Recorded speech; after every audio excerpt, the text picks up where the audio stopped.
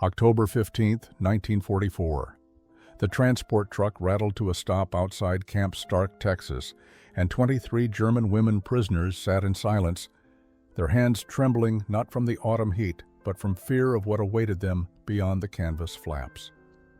Liesl Hartmann pressed her back against the wooden bench, her 21 years feeling both impossibly young and unbearably old.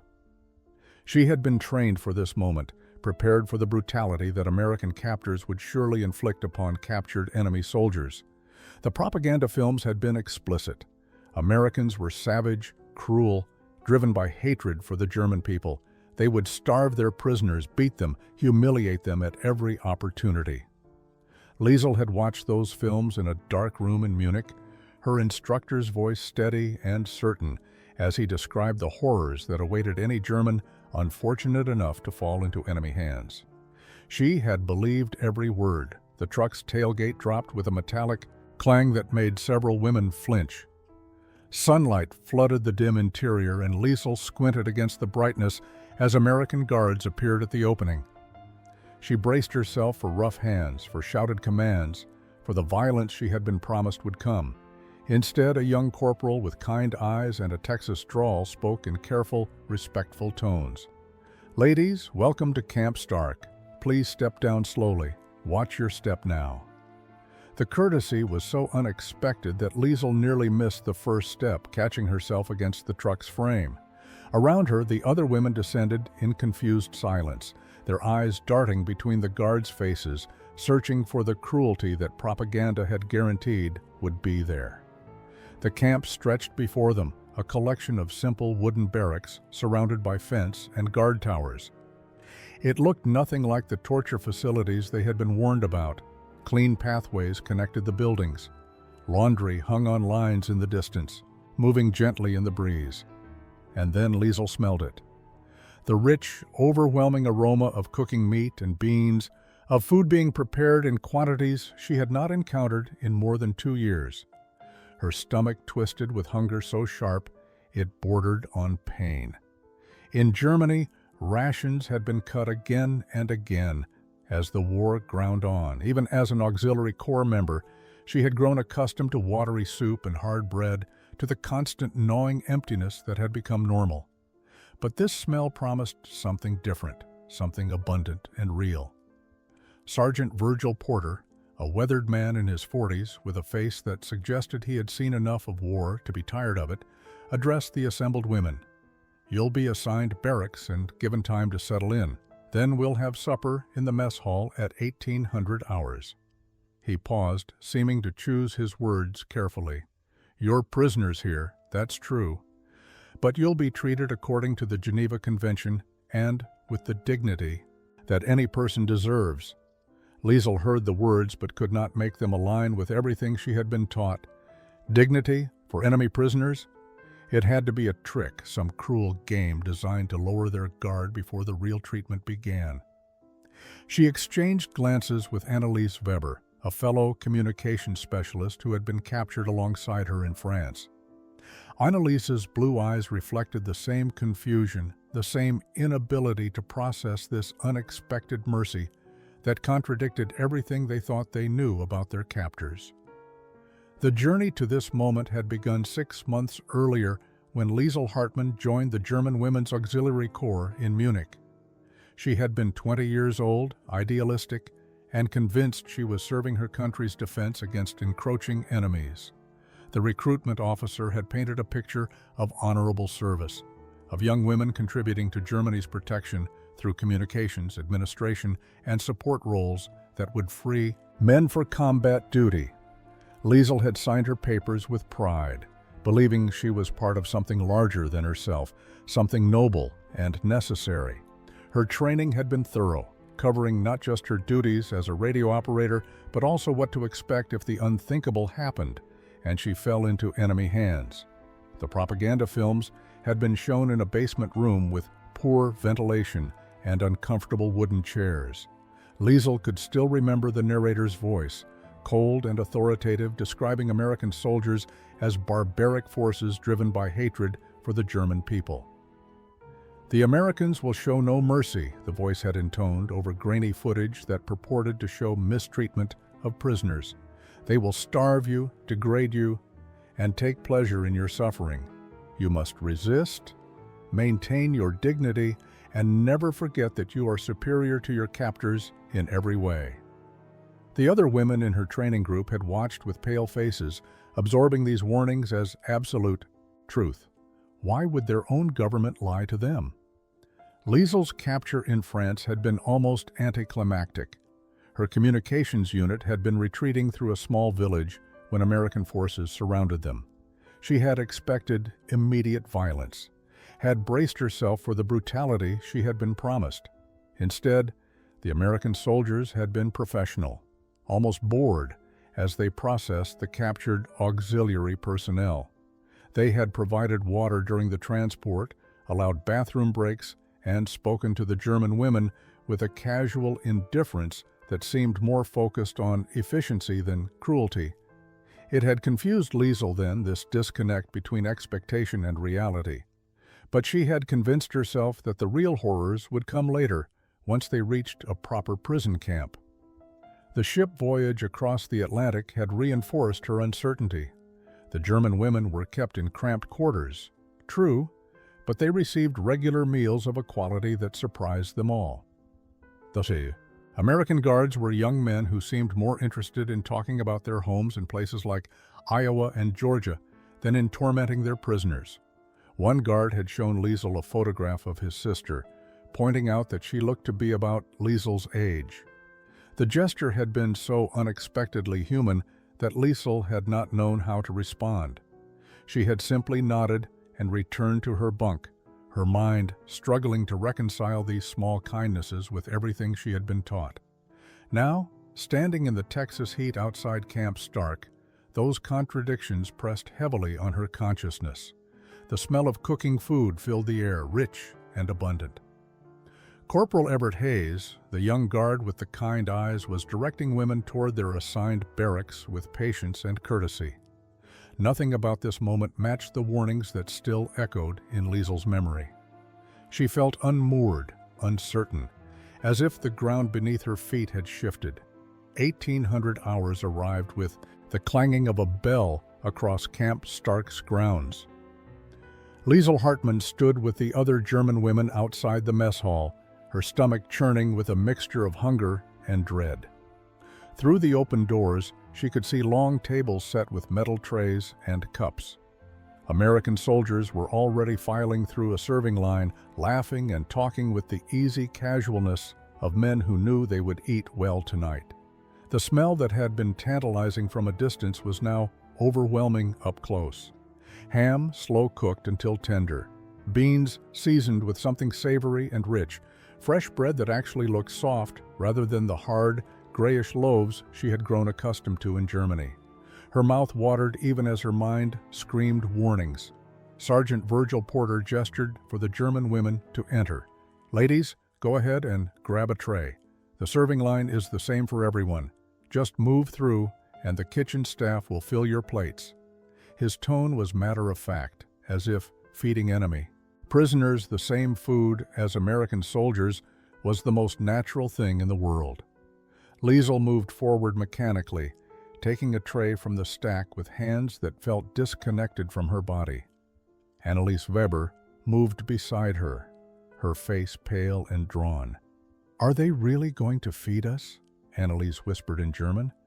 "Or is this some kind of test?" Liesel had no answer. She could only move forward in the line, watching as each woman ahead of her received a generous portion of ham, a large scoop of beans swimming in flavorful liquid, 2 slices of bread, and even a small square of butter. When Liesel reached the serving station, a middle-aged woman with kind eyes and flour-dusted hands smiled at her. "This is Mrs. Opal Brennan," Corporal Hayes said quietly beside Liesel. "She helps run our kitchen. Mrs. Brennan, this is one of our new arrivals." The woman's smile widened as she placed a thick slice of ham on Liesel's tray, then added beans with a generous hand. "You look like you could use a good meal, honey. Don't be shy now. There's plenty more if you want seconds." The kindness in her voice was so genuine, so warm, that Liesel felt something crack inside her chest. She managed a small nod of thanks, unable to form words in either German or English. Liesel found a seat at one of the long tables, other German women settling around her in silence. They all stared at their trays with the same expression of disbelief and confusion. The portions were larger than anything they had seen in years. Real meat, not the mysterious scraps that had occasionally appeared in their rations, beans that actually smelled appetizing, bread that looked like it had been baked today, not weeks ago. Liesel picked up her fork, her hand shaking. She cut a small piece of ham, brought it to her mouth, and tasted abundance for the first time in years. The meat was tender, slightly sweet, perfectly seasoned. The beans were creamy and rich, and Liesel could not swallow. Her throat closed. Tears blurred her vision. Corporal Everett Hayes had been stationed at Camp Stark for 8 months, long enough to develop routines and expectations about how things worked. He had processed Italian prisoners, a few Japanese soldiers transferred from West Coast facilities, and numerous German men captured in North Africa and Europe. But he had never seen prisoners react to food the way these German women were reacting now. Most of them sat frozen before their trays, forks held in trembling hands, tears streaming down faces they tried desperately to keep composed. A few were eating, but slowly, almost reverently, as if they could not quite believe the food was real and might disappear if they moved too quickly. One woman, the blonde who had nearly fallen getting off the transport truck, was crying openly while staring at her untouched plate. Everett had grown up on a farm outside Sweetwater, Texas, where his mother had taught him that you judged people by their actions, not by what others said about them. He had heard plenty about the Germans, about their cruelty, about the war they had started and the suffering they had caused. All of that was true. He did not doubt it. But looking at these young women, most of them barely out of their teens, struggling to eat a simple meal of ham and beans, he saw something his superiors had not prepared him for. He saw people who were terrified, confused, and desperately hungry, but too frightened to accept the food before them. Whatever they had been told about American captivity, it clearly had not included the possibility of a decent meal. Sergeant Virgil Porter approached quietly, standing beside Everett as they both observed the mess hall. "They think it is poisoned," Porter said softly, "or that we will punish them for eating it. I have seen this before with prisoners fresh from the propaganda machine. Give them time. Once they see we are not going to hurt them, they will adjust." Everett nodded, but felt compelled to do something more immediate than simply waiting. He walked slowly toward the table where the blonde woman sat crying, her food untouched. He pulled out a chair and sat down across from her, making sure to move slowly and keep his posture non-threatening. Her eyes widened with fear as she looked at him. "Ma'am," Everett said gently, using the few German phrases he had picked up from other prisoners, "Essen ist gut," the food is good. He pointed to her tray, then mimed eating. "Keine Angst," no fear. The woman stared at him, her tears still falling, but her expression shifting from pure terror to confusion. Everett picked up his own fork, cut a piece of the ham from his tray, and ate it with obvious enjoyment. "See? Just regular food. Same thing we all eat." He slid his tray closer to her, offering her some of his meal as proof it was safe. The gesture seemed to break something in her. She looked down at her own plate, then back at Everett's kind face. Slowly, hesitantly, she picked up her fork and took a small bite of beans.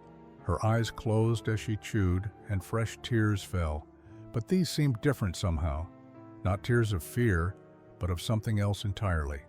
3 weeks passed at Camp Stark, and the rhythm of meals became the heartbeat around which everything else revolved.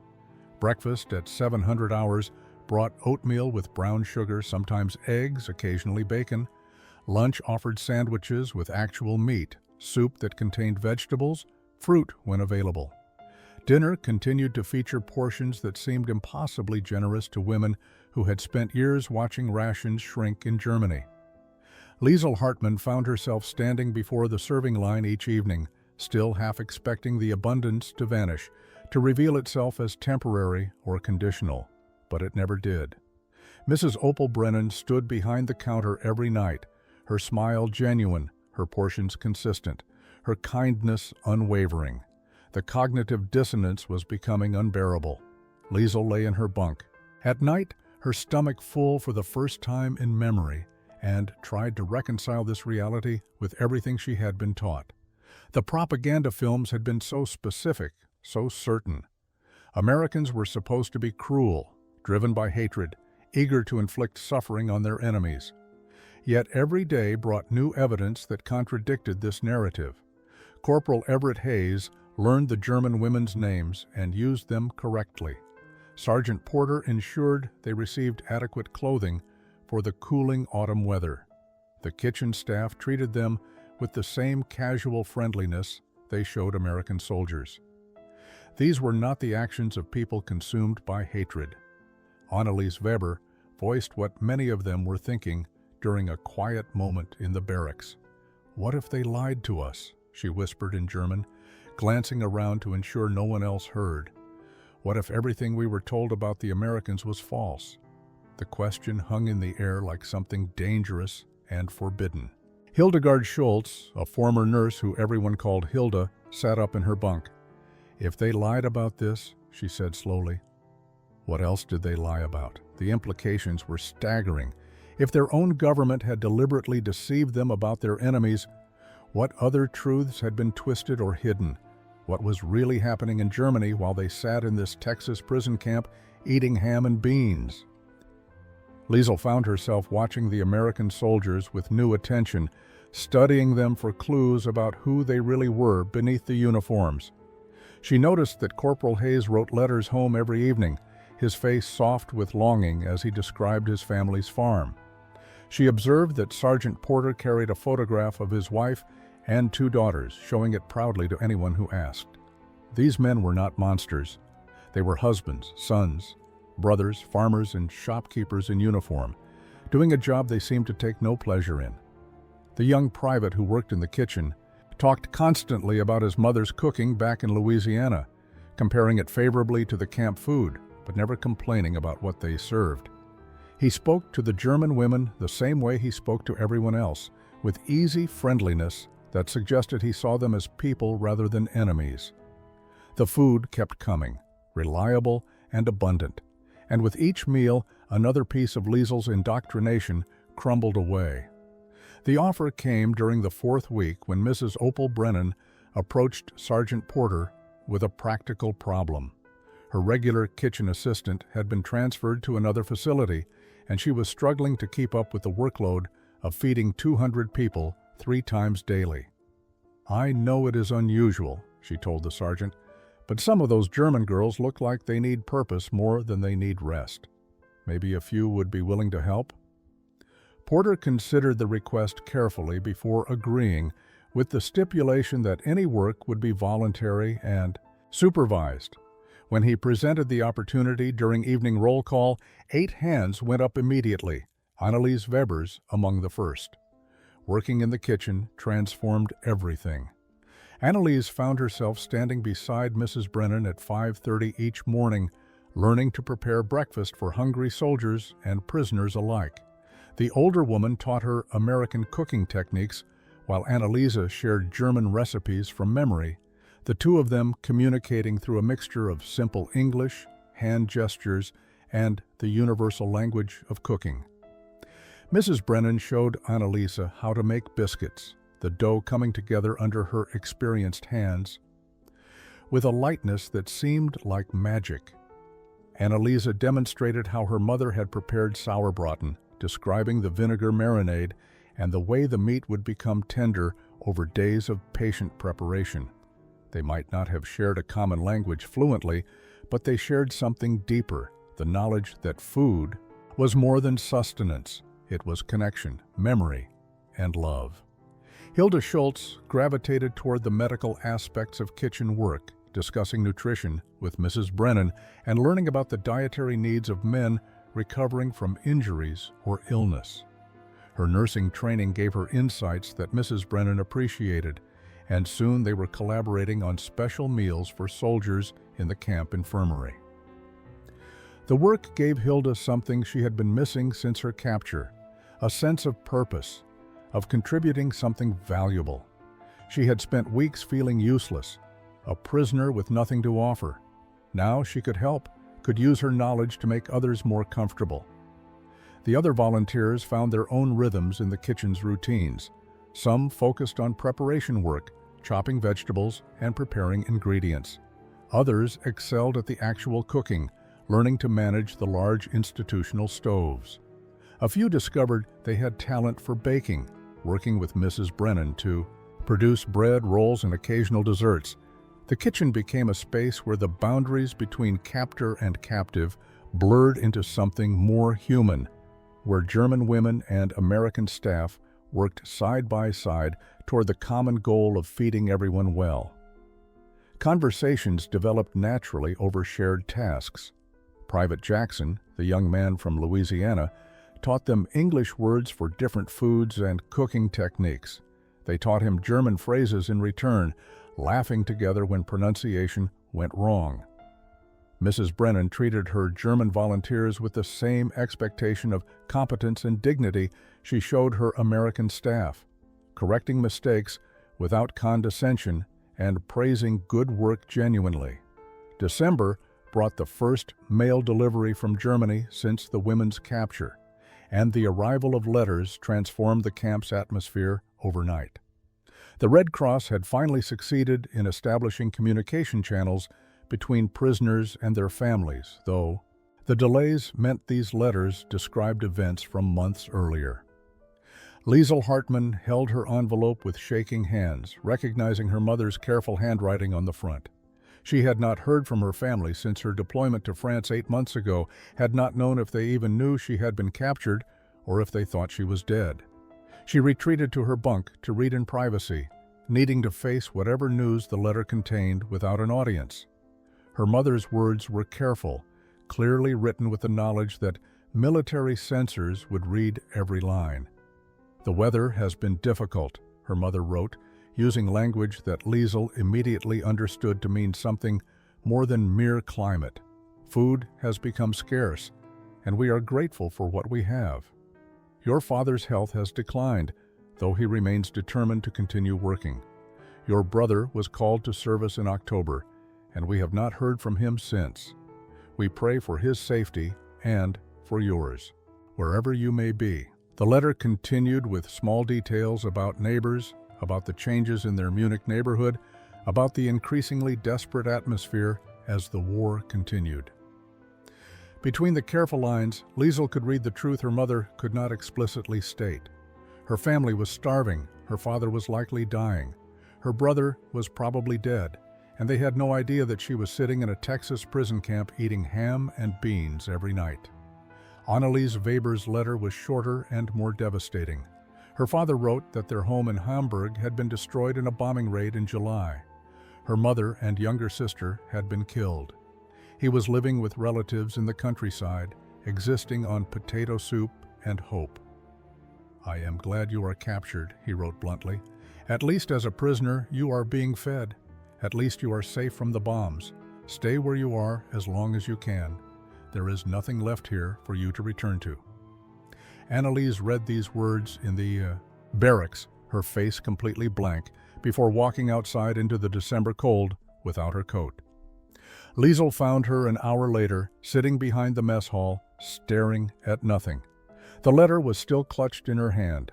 Other women received similar news.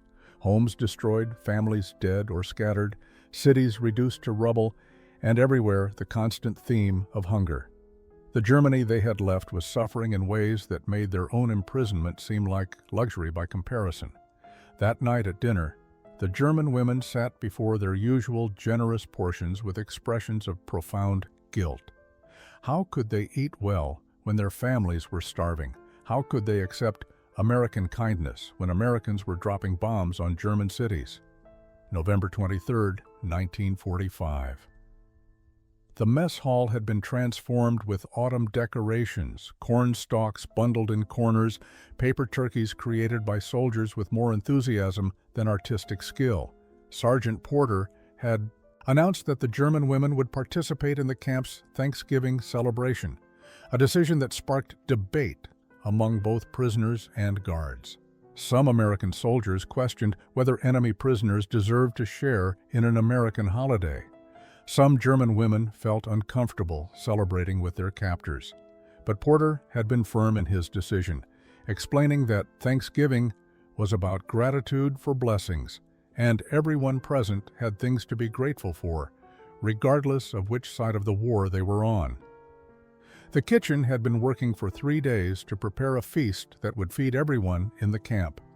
Mrs. Opal Brennan had enlisted her German volunteers to help with the massive undertaking, teaching them about turkey preparation, cranberry sauce, sweet potatoes, and the bewildering variety of pies that apparently constituted proper Thanksgiving dessert. Annalisa Weber had worked alongside Mrs. Brennan for 12 hours the previous day, learning to make pumpkin pie filling from scratch. The work had been exhausting, but also therapeutic, giving her something to focus on besides the letter from her father that described the rubble that had once been her home. Hilda Schultz had been fascinated by the concept of candied yams, the combination of sweet and savory so different from German culinary traditions. When dinner was served, the portions were even more generous than usual. Each person received thick slices of roasted turkey, dressing made with herbs and vegetables, mashed potatoes with gravy, green beans, rolls with butter, cranberry sauce, and a slice of pie. The amount of food on a single tray exceeded what many of the German women had eaten in an entire week back home. Liesel Hartmann stared at her plate, feeling the now familiar conflict between hunger and guilt, between gratitude and shame. She thought about her father's declining health, her mother's careful words about scarce food, her brother who might already be dead. How could she eat this abundance when they had nothing? Sergeant Porter stood at the front of the mess hall, waiting for the room to quiet. He was not a man given to speeches, preferring action to words, but tonight he seemed to have something he needed to say. Thanksgiving is about recognizing what we have to be grateful for, he began, his Texas drawl more pronounced than usual. I am grateful that this war is ending, that soon we will all go home to our families. I am grateful for the men and women who serve with me, who do their duty with honor, and I am grateful that we have the resources to feed everyone in this camp well, enemy and ally alike. He paused, looking around the room at faces both American and German. Being able to show mercy, being able to treat others with dignity, even in wartime, that is something to be grateful for. That is what makes us different from those who would choose cruelty. His words hung in the air as people began to eat. The newsreels arrived in January 1945, brought by a Red Cross representative who believed that prisoners had a right to know what was being discovered as Allied forces pushed deeper into German territory. Sergeant Porter gathered everyone in the recreation hall, Americans and Germans together, to watch footage that would change everything. The projector clicked to life, casting black and white images onto the makeshift screen. At first, the scenes were familiar: soldiers advancing through winter landscapes, liberated towns greeting Allied forces. Then the footage shifted to something else entirely: Bergen-Belsen. The camera panned across scenes that seemed impossible, that could not be real. Bodies stacked like cordwood, living skeletons with eyes too large for their faces.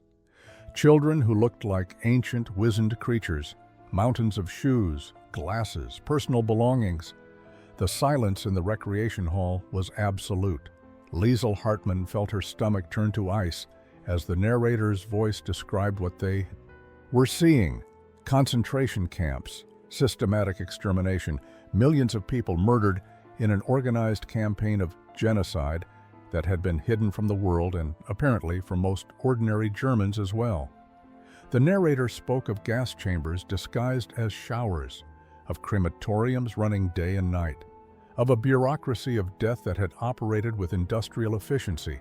Liesel's hands gripped the edge of her chair so tightly that her knuckles turned white. This could not be real. This could not be what her country had done. She had served Germany, believing she was defending her homeland, protecting her people. The idea that she had been part of something this monstrous was incomprehensible. The footage continued. Dachau, Auschwitz, names that meant nothing to Liesel, but which the narrator described as if they should be familiar, as if everyone had known these places existed.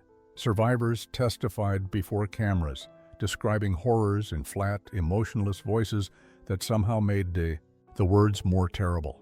American soldiers appeared on screen, their faces showing shock and disgust as they discovered what had been hidden in plain sight across Germany and occupied territories.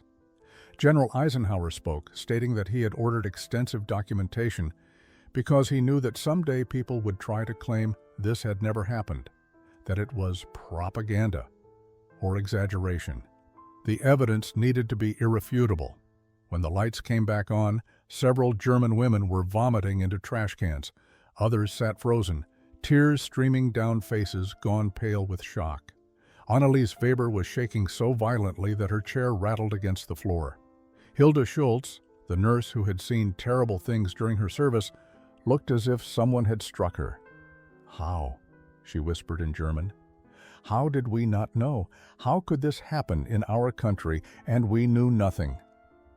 But even as she asked the question, Liesel understood the answer. They had not known because they had not wanted to know, because asking questions was dangerous, because believing in the nobility of their cause had been easier than confronting uncomfortable truths. The propaganda that had lied about American cruelty had also hidden German atrocities. The days following the newsreels were the darkest anyone at Camp Stark had experienced. The German women moved through their routines like ghosts, their faces reflecting a grief so profound that it seemed to weigh down the very air. Many stopped eating again, unable to accept abundance in the face of the horrors they now knew had been committed in their country's name.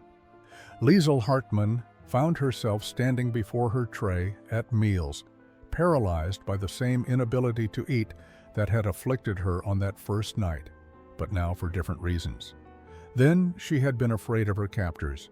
Now she was afraid of herself, of what she might have been capable of if circumstances had been different, if she had known and done nothing, or worse, if she had known and participated. Mrs. Opal Brennan watched her German volunteers struggle with this new reality and made a decision that surprised everyone. She approached Liesel one morning in the kitchen, placing a gentle hand on the younger woman's shoulder. "Honey," she said quietly, "I need you to teach me how to make something." Liesel looked up with red-rimmed eyes, not understanding.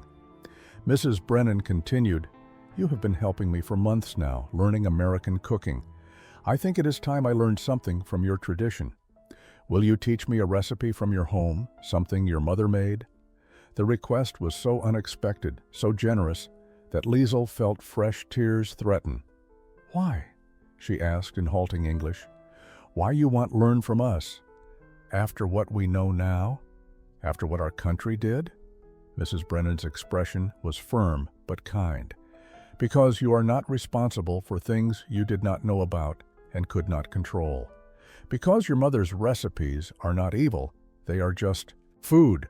And because sometimes the way back to being human again is through the simple act of cooking something that reminds you of love." She handed Liesel a pencil and paper. "Write down what you need. We will make it together." Liesel's hands shook as she began to write ingredients for a Kartoffelsalat, the potato salad her mother had made for every family gathering, the dish that meant home and safety and times before the world had fallen apart. Mrs. Brennan studied the list, nodding. "We have everything we need. Let us get started." The process of making Kartoffelsalat became a meditation, a way for Liesel to reconnect with something good from her past while acknowledging the terrible present. She showed Mrs. Brennan how to cut the potatoes just so, how to make the dressing with vinegar and oil, how to add the bacon and onions at precisely the right moment. Other German women drifted over to watch, drawn by the familiar smells. Soon Hilda was describing her grandmother's sauerbraten recipe. Anneliese was talking about the Christmas stollen her mother used to bake. The kitchen became a space where German and American women shared food traditions, where culture could be separated from politics, where humanity could be found in something as simple as teaching someone else how your family cooked potatoes. Winter settled over Camp Stark with unusual intensity, bringing cold that penetrated the wooden barracks and made the Texas landscape look almost foreign under occasional dustings of snow. Inside the buildings, the German women huddled under blankets issued by the camp administration, warm enough, but wrestling with a different kind of cold that came from within. The question that had been whispered in private conversations for weeks finally emerged openly during a meeting Sergeant Porter had called to discuss their status. The war in Europe was winding down, everyone could see that. Repatriation would be coming eventually, perhaps as soon as spring. The women needed to prepare themselves for return to Germany. The announcement landed like a stone in still water. Liesl Hartmann lay in her bunk that night, staring at the ceiling and trying to imagine what returning to Germany would mean. She would search for her family in the ruins of Munich, hoping to find her mother alive, knowing her father was probably dead, accepting that her brother would never come home. She would stand in the rubble of her childhood, surrounded by other Germans who had also claimed not to know, who would all be struggling with the same guilt and horror and shame.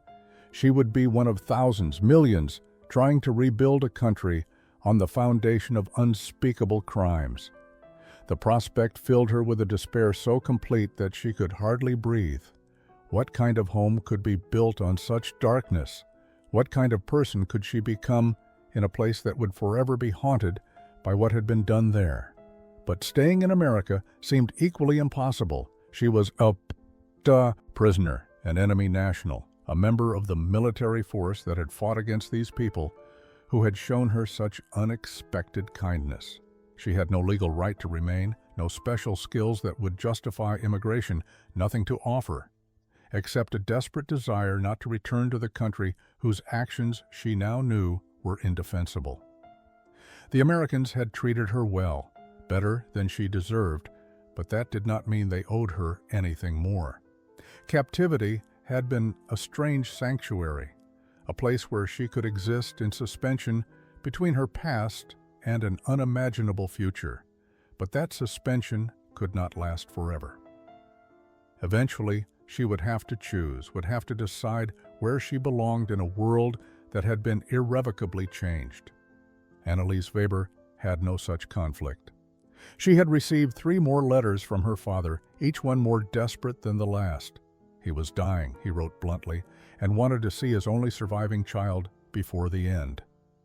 Anneliese felt the pull of duty like a physical weight. Her father had lost everything, his wife, his daughter, his home, his health. How could she refuse to go to him? Yet the thought of returning to the ruins of Hamburg filled her with dread. What could she offer him besides her presence? What comfort could she provide when she herself was broken? She confided in Mrs. Brennan one morning in the kitchen, her English now good enough to express complex emotions. "I must go home, but home is not there anymore." March 19th, 1945. The evening meal began like any other, with the familiar procession through the serving lot, where Mrs. Opal Brennan and her staff distributed generous portions of pot roast, carrots, potatoes, and fresh bread. The German women had grown accustomed to this abundance over the past 5 months, though the guilt of eating well while their families starved had never entirely disappeared. Liesl Hartmann took her tray and found her usual seat. Anneliese Weber and Hilda Schultz settling beside her with the comfortable familiarity of shared routine. The mess hall buzzed with conversation. American soldiers discussing baseball scores and letters from home, guards trading shifts and making weekend plans. It was all so normal, so peaceful, so utterly disconnected from the reality of the war that was still being fought across the ocean. Liesl cut into her pot roast, the meat tender and flavorful, swimming in rich gravy. She brought the fork to her mouth and suddenly could not complete the motion. Her hand froze halfway, trembling. The smell of the food, the warmth of the mess hall, the sound of casual American laughter, it all crashed over her at once with unbearable weight. Her brother was dead. She knew this now with certainty, had received the official notification 2 days earlier. He had died in February during the defense of some town she had never heard of, killed by American artillery. The same Americans who now fed her pot roast and treated her with kindness had killed her brother, and her brother had been trying to kill them. And none of it made sense anymore. Nothing made sense. The fork clattered to her tray. Liesel's breath came in short gasps as months of suppressed emotion finally broke through the careful control she had maintained. She was crying, not quietly, but in great heaving sobs that seemed to come from somewhere deep in her chest. Around her, other German women looked up from their meals, and something in Liesel's breakdown gave them permission to release their own grief. Annalisa dropped her face into her hands, shoulders shaking. Hilda made a sound like a wounded animal. Within moments, nearly every German woman in the mess hall was weeping openly, the accumulated weight of loss and guilt and confusion finally overwhelming their ability to contain it. The American soldiers fell silent, unsure how to respond to this collective anguish. Corporal Everett Hayes stood frozen, his own meal forgotten. Sergeant Porter moved toward the German women's section, but stopped, recognizing that some grief was too profound for comfort or intervention. Mrs. Brennan emerged from the kitchen, her face creased with concern and compassion. She walked directly to Liesel, pulled up a chair, and simply sat beside her. She did not try to stop the tears or offer empty reassurances. She just stayed, her presence a quiet acknowledgement that this pain was real and deserved to be felt. Other American staff members followed her example, sitting near the grieving women, not speaking, just being present in their suffering. The breakdown lasted nearly 20 minutes, before gradually subsiding into exhausted quiet. January 1st, 1945, had arrived with little fanfare at Camp Stark, marked only by a special breakfast and a few half-hearted decorations in the mess hall. But for Liesel Hartmann and the other German women, the turning of the calendar represented something more significant than simple chronology. They had been prisoners for nearly 4 months, long enough for their perspective to shift in ways they were only beginning to understand. The breakdown during the March dinner had been a watershed moment, after which pretending became impossible. They could no longer maintain the fiction that they were simply waiting out an uncomfortable interlude before returning to normal life. There was no normal life waiting for them. There was only the choice of how to move forward into an unknown future. The letters from Germany continued to arrive with devastating regularity. Each mail delivery brought fresh evidence of a country in its death throes, cities reduced to rubble, the population starving and traumatized, the infrastructure destroyed. But more than the physical devastation, the letters revealed a psychological landscape of collective denial and guilt. Liesel's mother wrote carefully about neighbors who insisted they had never supported the regime, who claimed ignorance of everything that had happened, who were already constructing narratives that would allow them to live with themselves. The same people who had turned out for rallies, who had reported suspicious behavior, who had benefited from seized property, were now presenting themselves as victims of deception. Liesel recognized this impulse in herself, understood how easy it would be to claim she had been too young, too naive, too distant from the centers of power to bear responsibility. But her time in American captivity had given her something unexpected: distance, perspective, the ability to see her own country and her own actions from outside the propaganda that had shaped her worldview since childhood. She had believed she was serving Germany's defense because that was what she had been told, because questioning was dangerous, because everyone around her had accepted the same narrative. The Americans had shown her through their actions, not their words, that other ways of thinking and being were possible. They had demonstrated that enemies could be treated with dignity, that kindness was not weakness, that humanity transcended national boundaries. These lessons could not be unlearned. They had fundamentally altered who she was and who she could become. Anneliese Weber had come to a different but equally profound realization during the winter months. Her father's letters had stopped coming in December, and she knew with grim certainty what that silence meant. He was dead, joining her mother and sister in graves she would never be able to visit. She had no family left in Germany, no home to return to, no compelling reason to go back, except a vague sense of duty to a country that had lied to her about everything that mattered. But she had found something here in this Texas prison camp. She had found Mrs. Opal Brennan, who treated her like a daughter. She had found purpose in the kitchen work, discovered talents she never knew she possessed. She had found Americans who saw her as a person rather than an enemy, who offered her dignity when they could have chosen cruelty. May 8, 1945, Victory in Europe Day arrived at Camp Stark with the same mix of celebration and solemnity that marked its observance across America. In the nearby town, church bells rang and people gathered in the streets to mark the end of the war on the European front.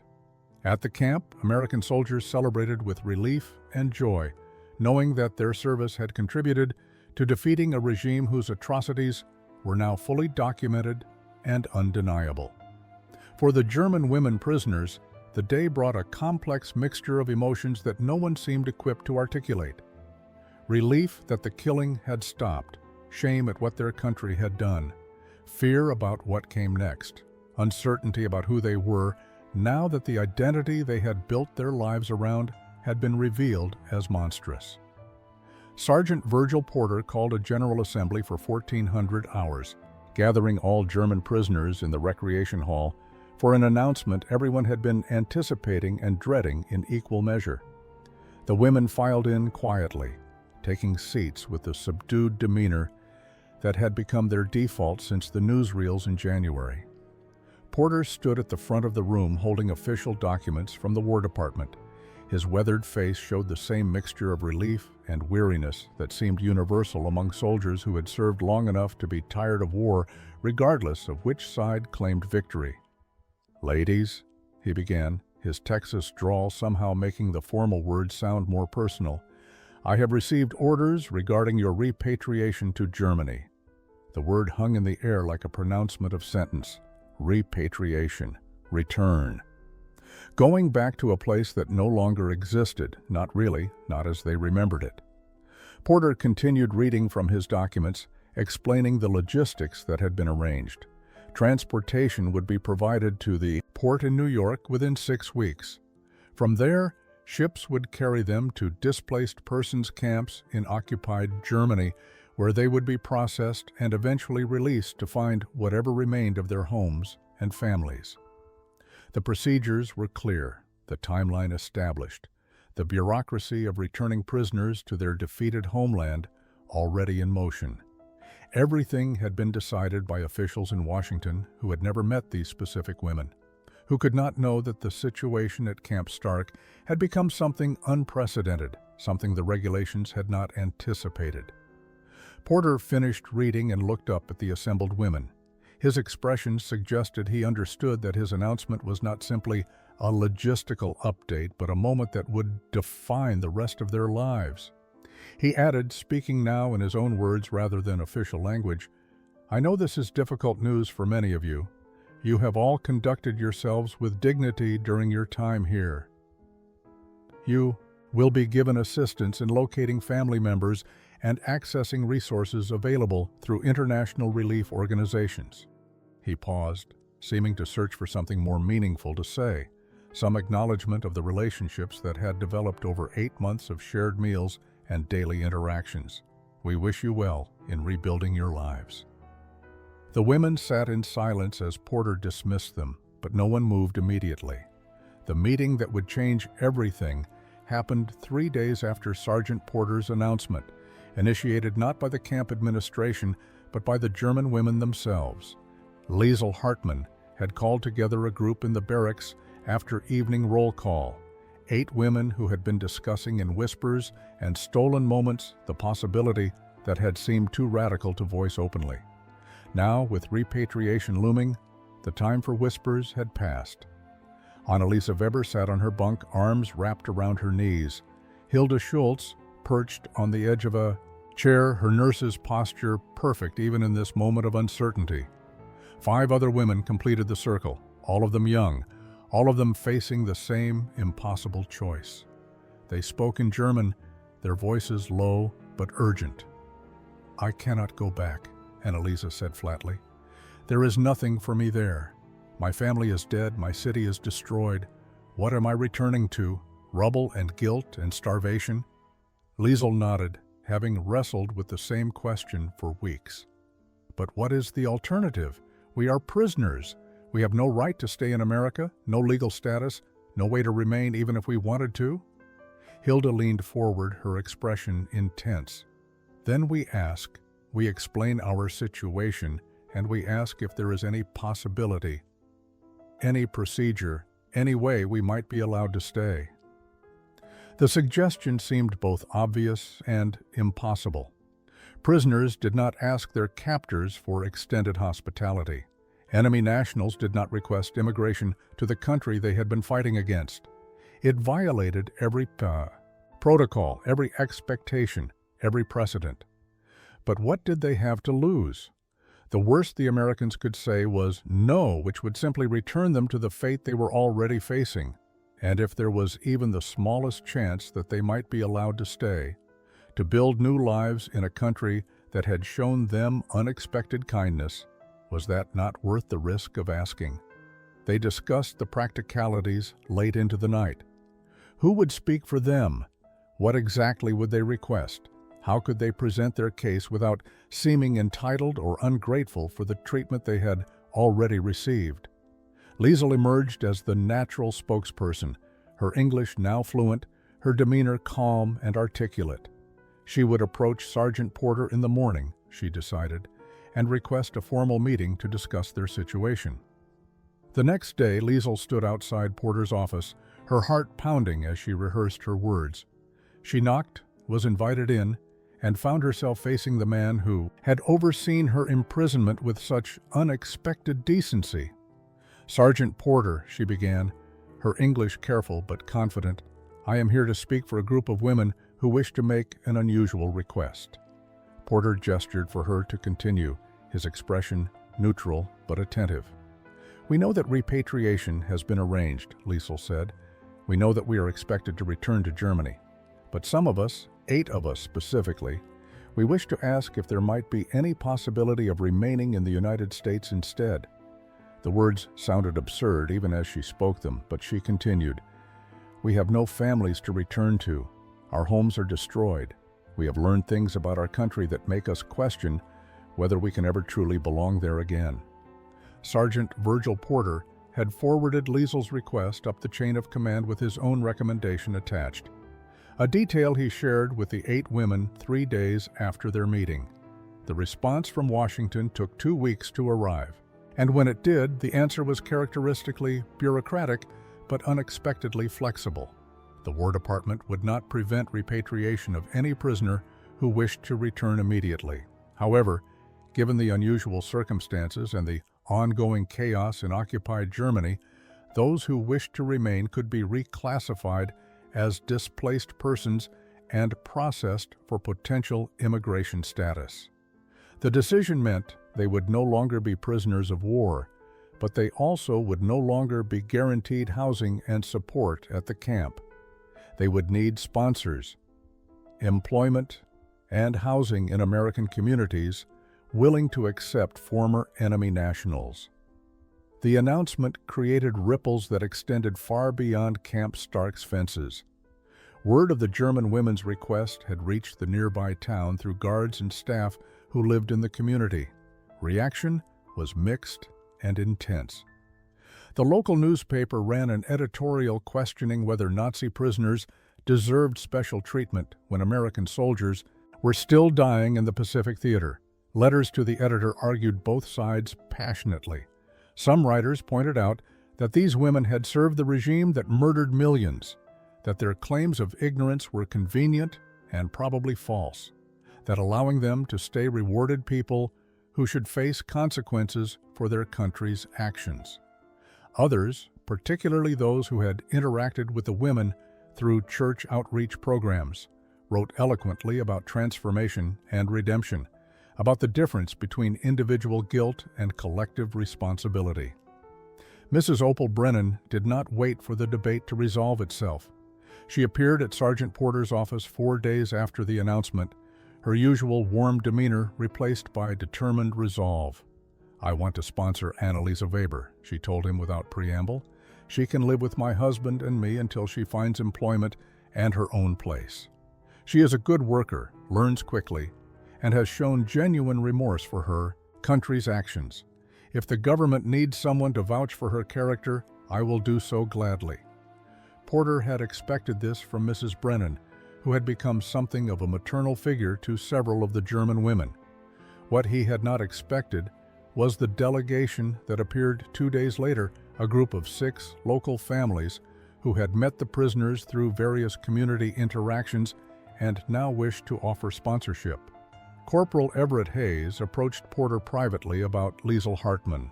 His family's farm outside Sweetwater needed workers, and his mother had specifically requested that he ask if Liesl might be interested in agricultural work while she established herself in America.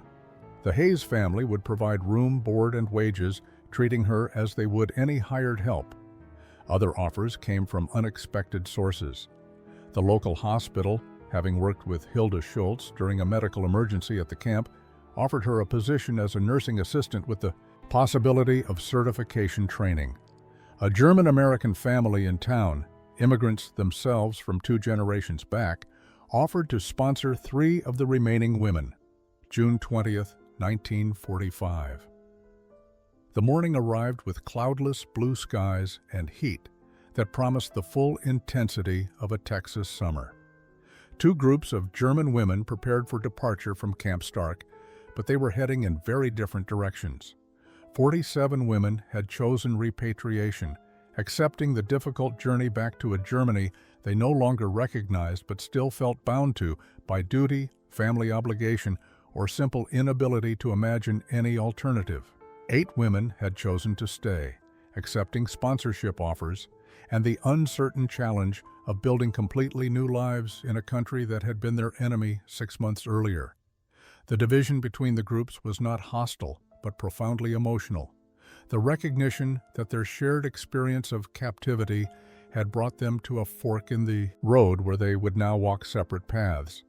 The women who were leaving gathered in the camp's main yard, their few possessions packed in bags provided by the Red Cross.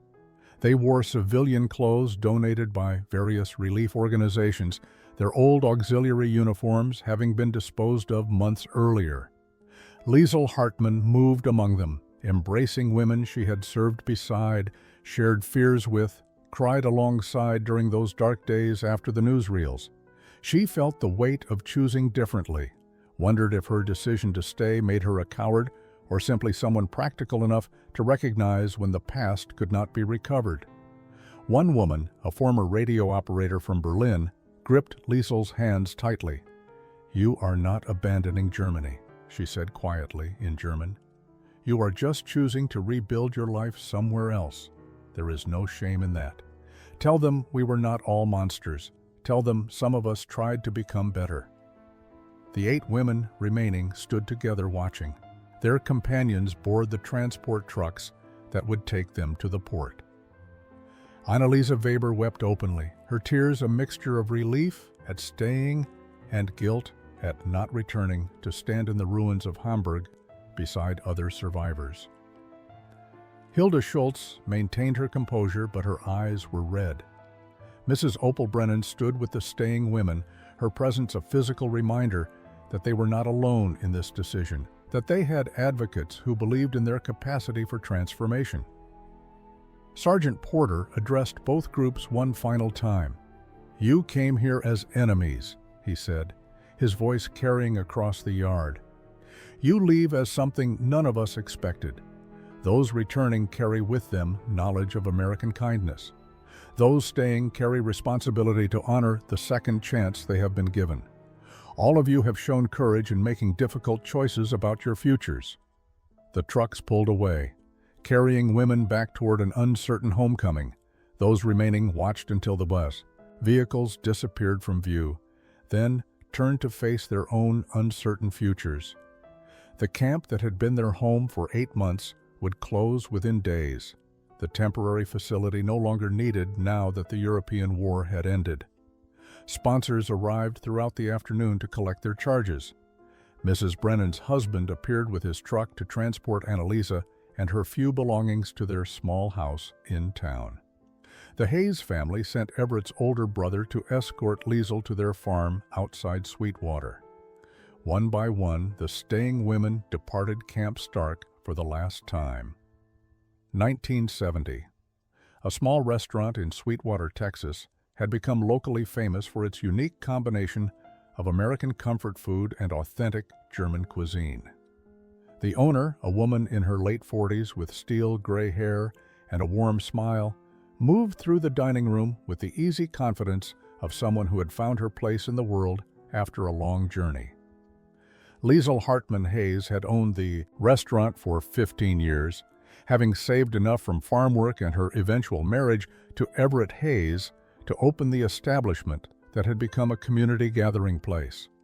The menu offered pot roast alongside sauerbraten, ham and beans next to Kartoffelsalat, apple pie competing with Black Forest cake. It was a culinary representation of her own journey, the blending of two cultures that had once been enemies into something new and nourishing. Today, the restaurant hosted a special gathering, a reunion of sorts. Annalisa Weber Brennan had traveled from her home in Fort Worth, where she worked as a hospital administrator, having completed her nursing degree years earlier. Hilda Schultz Morrison came from Austin with her husband and 3 children. 5 other women who had chosen to stay in 1945 were scattered across Texas and neighboring states, but 4 had made the trip to Sweetwater for this 25th anniversary of the day that had changed their lives. They gathered around a large table in Liesl's restaurant, older now, their faces showing the passage of years, but their connection still strong. Mrs. Opal Brennan, now elderly but still sharp, sat with them as an honored guest. Everett Hayes joined them briefly, his kind eyes unchanged despite the gray in his hair. They spoke of how their lives had unfolded: marriages, children, careers, the gradual process of becoming American while never entirely forgetting where they had come from. They discussed the letters they still received from some of the women who had returned to Germany, hearing about the reconstruction of that country, the economic miracle that had transformed ruins into prosperity, the younger generation that had grown up determined that history would not repeat itself. Some of those who returned had become leaders in German-American friendship societies, working to strengthen bonds between former enemies. The paths had been different, but perhaps equally important. Those who stayed became living examples of redemption and integration. Those who returned became advocates for reconciliation and remembrance.